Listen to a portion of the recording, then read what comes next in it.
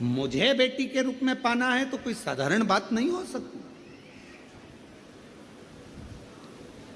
सती जी ने कहा मुझे पहले शंकर जी से पूछना पड़ेगा, भोले बाबा से मुझे पूछना पड़ेगा, क्योंकि तुम्हारे घर में अगर बेटी के रूप में जन्म लूंगी तो पहले मुझे ये सती का शरीर तो छोड़ना पड़ेगा ना। ये चोला छोड़ूंगी तब तो अगला चोला ओढ़ूंगी। अभी तो मैं दक्ष प्रजापति की बेटी हूं, अभी मैं माता प्रसूति की कन्या हूं, और जब तुम्हारी कन्या बनूंगी, तुम्हारी बेटी बनूंगी, तो मुझे ये चोले को छोड़ना पड़ेगा। और इस चोले को छोड़ना कोई साधारण बात नहीं है। इस चोले को छोड़ना कोई साधारण बात नहीं है। इसको छोड़ने के लिए मुझे शिव की आज्ञा लेना पड़ेगी, शंकर की।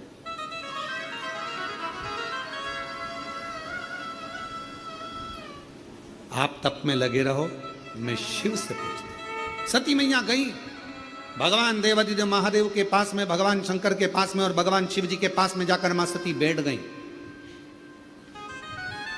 आज ओघड़दानी का श्रृंगार मां सती कर रही, और श्रृंगार मां सती सुंदर कनेर के पुष्प माता सती ने उठाए हैं, और सुंदर कनेर के पुष्पों से मां सती आज बाबा का जटा का श्रृंगार कर रही है, सुंदर चंद्र का श्रृंगार कर रही है, कर्ण का श्रृंगार कर रही हैं, गले का श्रृंगार कर रही हैं। श्रृंगार करते करते जब बाबा के हृदय स्थल पर एक कनेर का पुष्प स्पर्श किया, तब शिव जी का नेत्र खुल गया। शिव का एक कनेर का पुष्प जब हृदय को स्पर्श किया, नेत्र खुले।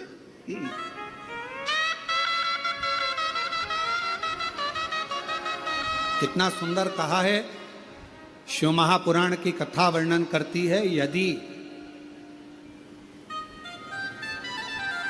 किसी भी अष्टमी तिथि को 12 महीने में शुक्ल पक्ष कृष्ण पक्ष की अष्टमी तिथि पड़ती है, यदि किसी भी अष्टमी तिथि को अगर किसी ने नियम बनाया 5 अष्टमी का, 8 अष्टमी का, 7 अष्टमी का,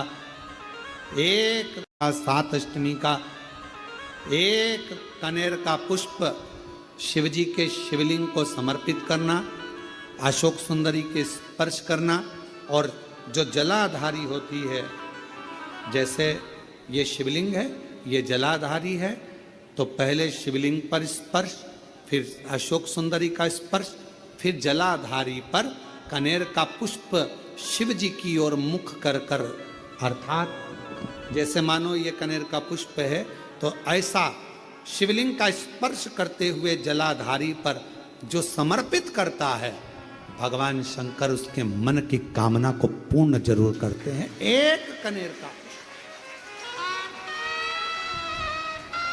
एक कनेर का पुष्प मां श्रृंगार कर रही है। कनेर के पुष्प से माता सती श्रृंगार कर रही है। पहले जटा का श्रृंगार किया, बड़ा मैया ने कनेर के पुष्प से जटा का श्रृंगार करा, कर्णों का श्रृंगार करा, गले का श्रृंगार करा, वही कनेर का पुष्प। क्या बात है। आज आप अचानक यहां, अचानक आपसे एक निवेदन करें आज शिव महापुराण के माध्यम से, जितने भी शिव भक्त कथा को सुन रहे हैं आस्था चैनल पर, फेसबुक, यूट्यूब पर, आपसे आज एक निवेदन करते हैं, करके देखिएगा।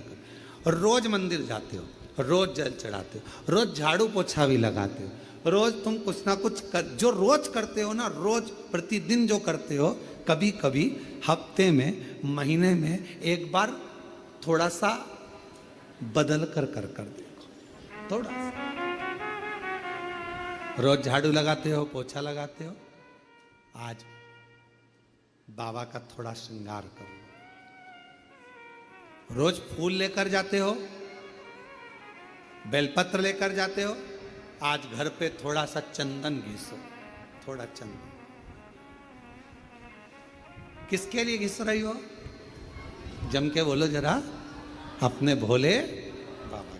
थोड़ा चंदन घिसो, वो नहीं, डब्बी मिलती है बाजार में, लोग आग अष्टगंध को ही चंदन समझ लेते हैं और थोड़ा सा पानी में घोला और श्रृंगार करके पोत के बाबा को लगाकर आ गए। ना ना ना ना, ऐसा ऐसा नहीं।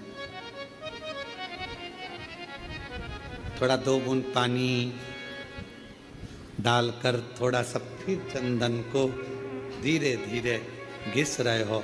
हाथ की चूड़ी की आवाज उस चंदन में जा रही है, अर्थात दिल से भी कह रहे हो, हाथ से भी कह रहे हो और चूड़ियां भी कह रही हैं, बाबा आपके लिए तैयार करा गया। कभी कभी हम रोज नहीं कर रहे, तुम्हारे पास टाइम नहीं है, हम जानते हैं तुम बहुत व्यस्त हो, इसलिए हम तुम्हारे को ज्यादा, आपने देखा होगा पूरी कथा को उठाकर देख लीजिए, जितने साल की कथा उठाकर देखना है उतने साल की कथा उठाकर देखिए। आज तक हमने बहुत लंबा पूजन का कोई विधान नहीं बताया, हमने बहुत महंगा, बहुत सारा पैसा खर्चो ऐसा पूजन का विधान नहीं बताया। हमने प्रयास करा तुम्हारे घर का लोटा और तुम्हारे घर का पानी और शंकर जी पे चढ़ गया और तुम निहाल हो गए, बस इतना ही बताया। ज्यादा 2-4 घंटे तक तुम मंदिर में, महीने में हफ्ते में एक बार तुम जरा बदल कर देखो। कभी कभी एक काम करना कि घर से एक पुष्प में थोड़ा इत्र लगा कर ले जाना और इत्र ले जाकर बाबा के उस पंखड़ियों को बाबा के ऊपर बिखेरना, श्रृंगार करना। इत्र कभी कुछ बदल कर, कभी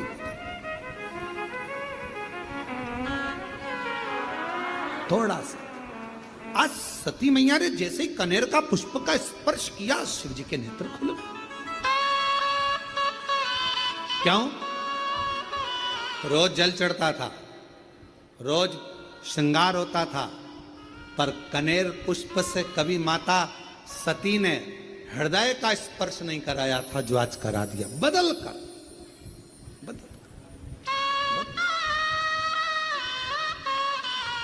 शिव जी के सती, मांगो तुम्हें क्या चाहिए। सती जी ने कहा, बहुत विचित्र कथा है, थोड़ा ध्यान देना। ये कथा अभी तक इस पवित्र व्यासपीठ पर नहीं आई थी।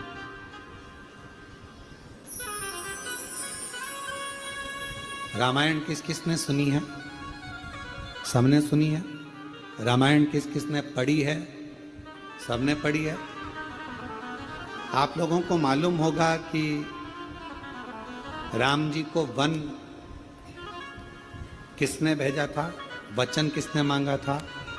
माता कैकेयी ने। किसने मांगा था? परेशान नहीं आ रहा अंदर। माता कैकेयी। अब जरा विचार करिएगा कि माता कैकेयी राम जी से कितना प्रेम करती थी, कितना स्नेह करती थी।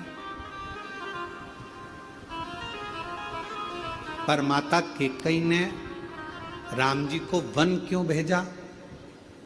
क्योंकि अगर राम वन नहीं जाते तो फिर इतने असुरों का संहार नहीं होता, पृथ्वी का कल्याण नहीं होता और हमारे सनातन धर्म में फिर राम राज्य की स्थापना नहीं होती। सती माता, जैसे कैकेयी, मां कैकेयी स्वयं अपयश का पिटारा अपने